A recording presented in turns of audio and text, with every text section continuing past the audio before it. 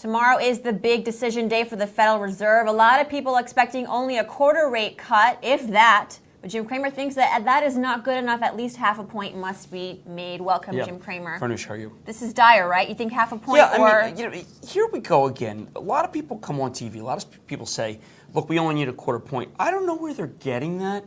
I mean, traditionally, I understand the notion of gradualism, but one of the things that has happened is that there's a tremendous moment here where people who want to commit capital to save a lot of companies that will go out of business only want to do so if they're going to be rewarded by a spike up in what's known as the net interest margin, where the cash rates are down what they pay depositors, and the lending rates would stay up. And the difference between the lending rates and the cash rates, deposit rates, gives enough of a spread, and this is what happened in 1990 to solve a lot of bank problems, that the banks can then take charge-offs each quarter against the spread and not wipe out earnings and not wipe out capital.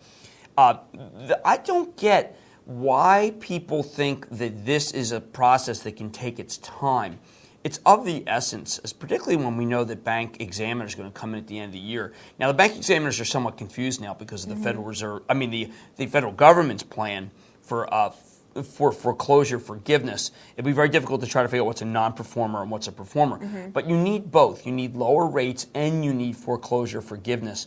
The people who think it should be a quarter point, I don't think understand the fragility of the system. Now, why do I want a half point other than the fact that obviously I like my viewers to make money? I don't want to pay for a bailout.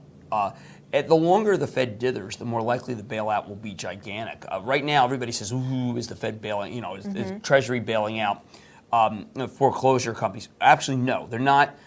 They're not bailing out yet. They will have to bail out without a half point. And now that we're seeing, for example, in Abu Dhabi taking a stake in Citigroup, today we had news of UBS getting foreign investment. That's only going to continue when there's an environment of easy lending. Right. If you have to figure, you need these companies to win that are putting the money in. It's interesting. They're from Singapore. They're from they're from the Middle East. Petrodollars recycled. But without a carrot out there, there really is no reason why they should invest, because it would just mean like the MBIA announcement we just saw, which is Warburg Pincus putting money in.